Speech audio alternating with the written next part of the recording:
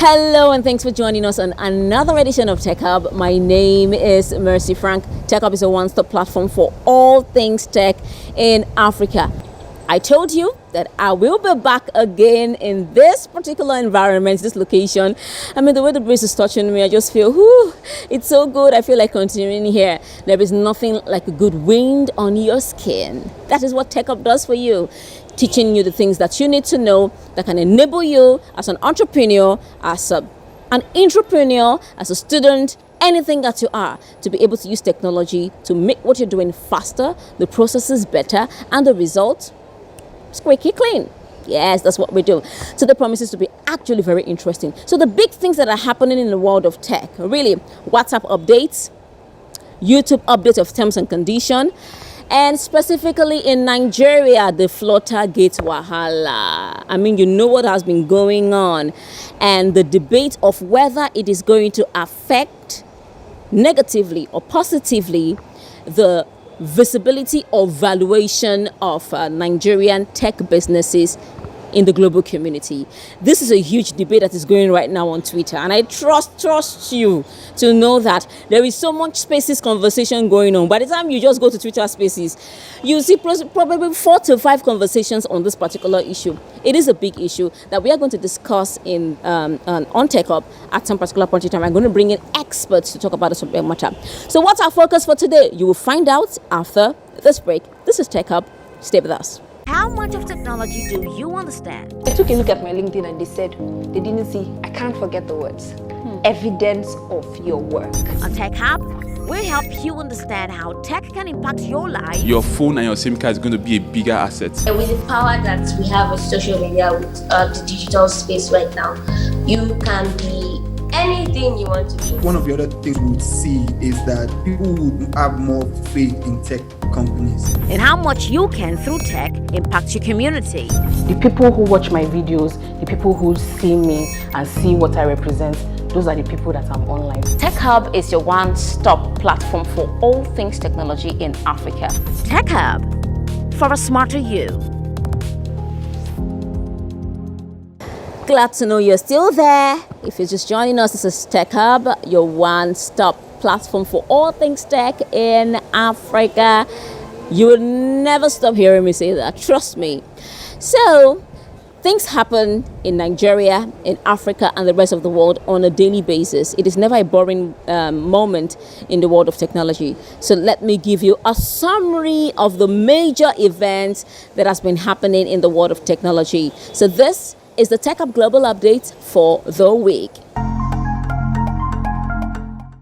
After 9 deadline extensions, Nigeria's federal government directed all telcos to block subscriber identification model cards, also known as SIM, that have not been linked with the National Identity Numbers (NIN) from making outgoing calls, and this, like other times, have spurred Nigerians into action. A crowd gathered at the gates with problems ranging from enrollment to validation to correction of an error on their NIN slip, and they struggled at different authorized centers to get a quick fix to their problems. Now, stakeholders are, however, concerned that this directive, which is seemingly connected to the recent security attacks, is just an exercise that might not be sustained. If you have enrolled for your national ID card scheme, you can get your NIN by dialing *346# from the phone number associated with your voter's card, driver's license, or BVN registration. Ensure you have at least 20 naira airtime on your line and then dial the code *346#. Then you either write or take a screenshot when the NIN is displayed on your screen, as it will not be displayed more than once. At the moment, the USSD code works on MTN, Airtel, Glo, and 9 Mobile. Remember, the code is *346#. Interesting conversations, interesting happenings, interesting opinions, and the rest of them. It's now time for us to hear from the experts. Many scandals have rocked different sectors of the economy, but the one that hit the education sector seemed to hurt the most because it impacts directly on the minds and the lives of children. This time around, the topic on the lips of everyone is the story of minors that were seen engaging in adult activities. And the question on the lips of every grown-up is, how did we get here? In a bid to retrace our steps, I had a conversation with a school administrator, with a board child advocate, and a leadership expert, all of them parents, to have a 360-degree view of this particular situation. I want to start with Yomi Otubela as an educator, as someone who oversees several schools in the education sector in Nigeria. So just give us his perspective on this particular issue. We'll start from there, and then we go across board. Today, it is devastating to see that we are beginning to reap the act of negligence by the society. I use the word negligence in the sense that we have allowed so much decadence in our character, in our moral as a society, so much that we have given room for so much activities at our homes that further affect the psyche, the thinking, and the morality of our children. A society that give room for viewing of programs like BB Niger at home will definitely begin to witness or harvest this kind of shameful act that we witnessed in the Chrisland school recently. I also want to say here that a situation whereby we talk about fighting corporal punishment, which of course is child abuse, and we are not properly trained or reminded about alternative means of disciplining children to have the right moral attitude in the society is a source of concern to educators.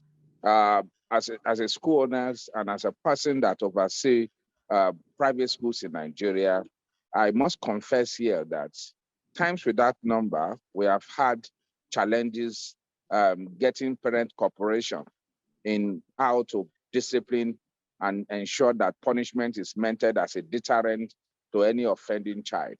Even so many of the young adults these days deserve to be disciplined in their way of dressing, in their manner of talking, in their way of their perception towards issues. We have seen issues where parents begin to fight schools for punishing their children for late coming to school, or for not turning in assignment as at when due, or for playing one prank or the other. We've seen parents having easy entry and exit to school. We expect the regulators equally to be up and doing in their duties. There should be a moderation on how students assess institutions like schools, which they find that we can trace the children's history. So when parents know that they can't change school at will, you have to pass through some level of approval, then it will give them that sense of the fact that they need to subject their family to the acceptable set of behaviors in the community. I must say here that parenting is beginning to be an issue of challenge in our country here. And parents are either not available or they themselves need to be trained on how to bring up a child. It is unfortunate that when issue like this happen, regulator also the first thing they want to do is to shut down the whole school. This to me would not be the best strategy to cope with these challenges. The best is first and foremost for governments to provide model schools where classes are not overcrowded, where teachers to student ratio is at minimal level. And then when a school that is private is found wanting in area of safety policy and duty responsibility to the children under their care, we need to put up a temporary management team to take over from the management of that school without disrupting the process of teaching and learning. I mean, this is absolutely amazing. Thank you for giving us a wholesome perspective on this issue. Let me go to the leadership expert here, to Yushubande. Some people went online and said, we have failed our children. I want to ask, who should we hold responsible? I like to define leadership in just 3 words. Leadership is taking responsibility. So here, before we begin to look at the issues, let's look at who is responsible for who and who is taking responsibility for this issue at hand. At the moment, it's sad. The news is sad. I've not been able to go in depth into the whole story because I was saddened. Saddened knowing that I was once a young person as well. And I'm seeing the decadence in the quality of life that we have here. Not just quality of parenting, quality of education. So the blame is actually broad-based. But I don't want to come here and just be apportioning blames, because when you look at it, recently I saw someone who we refer to as a role model. We should be able to consider this person as a role model.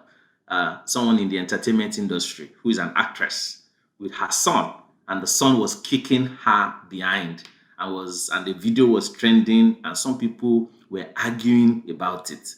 And how can you do, it's wrong for you to be allowing your son to be kicking someone else, or maybe herself on the bum and all of that, and the young boy. that speaks volume. So the issue at hand is that we have lots of people who are parents who were not parented themselves. They need to also be parented. So you can't give what you don't have, because every family is established on sound value systems.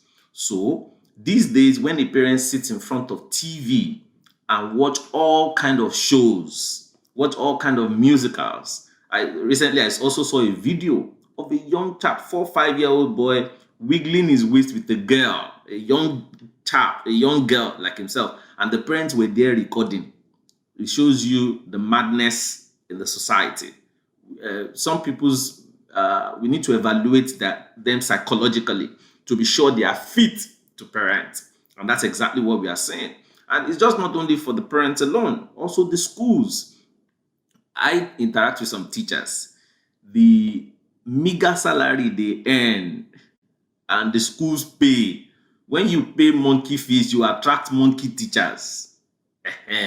You don't have quality hands, and it is not the responsibility of the teacher to parent your child for you. But the truth of the matter is this: the teachers also stand in the parenting gap whilst they are in the custody of the school, to not only teach academics, but to enforce moral values, to enforce sound value systems. So we need to begin to review our curriculum, educational curriculum. I keep saying this for a while, that the educational curriculum that we established in this nation before the advent of private schools it was like a factory line. It was just to produce for us clerical and administrative staff. It was not created for people to think creatively or to be very innovative. It did not imbibe into it those moral values, those things so it was just constructed just for a purpose during the colonial era, handed over to us, and we have failed to improve on it over time until we began to see the decadence in the public schools, we began to see the decadence in the private schools began to emerge. Then the basic institutional framework that sustains modeling for children is also weakened by economic decadence, weakened by the economic depression. To keep children busy and not to disturb the parents, we ask them to go watch TV. So they watch all sorts of shows, not regulated. The amount of money adults in this country, parents, and even the conversation on social media about Big Brother Niger, people just sitting down. Also, no, those are the things that shows it's an indication of what our values are in this nation. And you see corporate sponsors spending millions of naira in sponsoring those shows, but yet they will not sponsor a boy child education program. The music, our music today is filled with drugs, it's filled with sex, it's filled with all sorts of lyrics, all sorts of funny lyrics, and all sorts of dangerous messages. Nkechi, Toye has touched on the boy issue, and I can see above your head, boys' life matter. And people are now saying they have trained the girls so much, empowered them, spoken to them, and the boys were left behind. Where did we go wrong, and how can we step in the right direction? As a sex education coach, I've also realized that when we talk about reproductive health, unfortunately, we pay attention to reproductive health of the girl child, and we neglect the boys. We don't think we should have conversations about sexual health, about reproductive health, about sex with boys. And so where exactly will these boys get information from? Daddy won't talk about it. Mommy will never broach that subject. Schools will focus on girls only. Where will the boys get the information about their sexual health, about their bodies from? Nowhere. They get all they get from other friends, their neighbors, from the internet. What are you expecting to happen? This is why we're having so many issues pervading boys. And until we go back to the drawing board and tell ourselves the gospel truth, we have neglected boys for decades. And that's why there's so much juvenile delinquency. We are now seeing so much sexual misconduct. What are you expecting? We are responsible for this menace in our children. Now, for the past couple of years, I have been talking about sex education for boys. I mean, strictly for boys. Because if you are able to educate, enlighten a boy about his body, he will make better informed decisions about sex. Now, all the time we have always looked at the boys. So I am not surprised at what has happened. It's just so painful, the level of degradation that is happening within our children as regard their sexual health. How many parents pay attention to boys' sexual health? How many parents pay attention to girls' sexual health? How many schools pay attention to sexual health education? How many?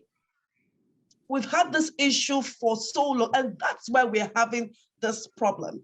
So I kind of feel that this school, the parents have failed. Now, I've looked at our educational curriculum, and I realized that sex education is not a top priority. And I'm wondering why.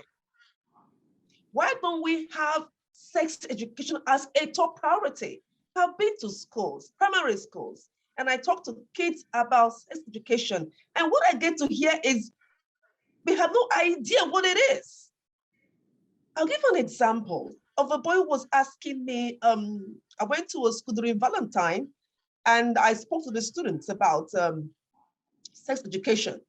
And a boy came to see me privately and said, "Excuse me, auntie, I have an issue. When I sleep at night, I realize that I feel wetness all around me. I didn't pee, but what's happening to me? Is something wrong with me?" And I was like, "No, there's nothing wrong with you. It's part of puberty. You are having nocturnal emission." I was like, "Oh, so I'm fine." I said, "Yes, you are fine." He is 13. He has no understanding. He is in SS1. And I'm thinking, no parents were able to talk to him about it. The school didn't explain that to him. Those stakeholders that are responsible for child upbringing must be alive to their responsibility. The regulators to start with, that is the agency of government that are responsible for children, schools, and all area that concern school, should come alive with safe guiding and safety, child safety policies, and ensure that they organize seminar from time to time to enlighten members of the public, practitioners in educations, as to what they need to know and what they need to remind themselves about. The seconds are the teachers who are responsible for this job. professionalism is key in this area. We need to make teachers feel honored and acceptable in society. We need to make the profession to be worthwhile for any person to want to go for. It is until then that we can have teachers going extra mile as expected of them. The third aspect are the parents. The parents have to understand that irrespective of materialism that we pursue today, we rely on the good behavior of our children to enjoy our old age, especially in this part of the world that we live in. So that was supposed to be family values that we are used to in those days. We need to continue to uphold it. The next stakeholder is the community. Okay. The society needs to also know that the only way we can have peace, the only way we can do away with banditry, the only way we can do away with insurgency is to ensure that children, either mine or yours, are well taken care of as they grow up, so that we can all live in a peaceful environment where the rich will not have fear of the needy and pursuing their own life. When we do all these, including the media, where we need to continually to sensitize people about the duty of responsibility, it is then we shall have it the way we desire. We should leverage this crisis at this point in time to create opportunities to call out failure in parenting, failure in our educational system, and to declare a state of emergency in this regard. I'm saying that because there is largely economic factors attributed to this. Economic factors in the sense that parents are feeling the pinch of the economic depression, such that they are more after money and being able to provide for their children, being able to sustain that lifestyle. As a result, they delegate their responsibility to the house help. They delegate it to one auntie, one uncle, to a neighbor. And as that takes place, it has its ripple effect. But if we don't resolve the economic crisis in this country, we continue to have this. Someone may disagree with me, but no matter how you look at it, when a parent wake up 5 a.m. in the morning, the children have to resume at 8 a.m. in school. How will he or she be able to do that? He lives on the mainland, his office is on the island or in Lekki. He has to go through 2-3 hours of traffic. Then same time, he's coming back late. Who is helping? So they delegate this responsibility. They pay for a teacher, they pay for someone, further exposing the kids to possible harms. And we need government to also step in to regulate the quality of music, the lyrics, the videos, and particularly the distribution and availability of such music through the media outlets to children. Some music, some videos should not be seen during the day when children are supposed to be awake. Get Macaulay, the boy child. Okay, so I have about 5 recommendations to see how we can, solve these issues right now. One is, I'm hoping that sex education will be a top priority in our educational curriculum. It should be a top priority. There is need to enlighten every child about sex education from primary level to secondary level. Number 2, sex education should be a responsibility of parents. You need to have your own family sex education blueprints that every child follows in the home. This guides the child on what our values are in my own family. Number 3, fathers need to be alive to responsible parenting. Where there are no responsible fathers or intentional fathers, the boys will lose out from who will mentor them right. We are having a dearth of fatherhood. We are absent in parenting. They need to come back to intentional parenting. 4, we need to control the use of gadgets of our children, supervise where they are on the internet. Finally, if your kids have media accounts, what are they doing there? You need to monitor and supervise your kids. And lastly, we need to build more correctional facilities for boys and girls. Thank you so much. Tech Hub, for a smarter you. How much of technology do you understand? I took a look at my LinkedIn and they said they didn't see, I can't forget the words. evidence of your work. On Tech Hub, we help you understand how tech can impact your life. Your phone and your SIM card is going to be a bigger asset. And with the power that we have with social media, with the digital space right now, you can be anything you want to be. One of the other things we would see is that people would have more faith in tech companies. And how much you can, through tech, impact your community. The people who watch my videos, the people who see me and see what I represent, those are the people that I'm online. Tech Hub is your one-stop platform for all things technology in Africa. Tech Hub, for a smarter you. Thank you so much for being a beautiful part of today's story. My name is Mercy Frank, and until the next episode, keep innovating.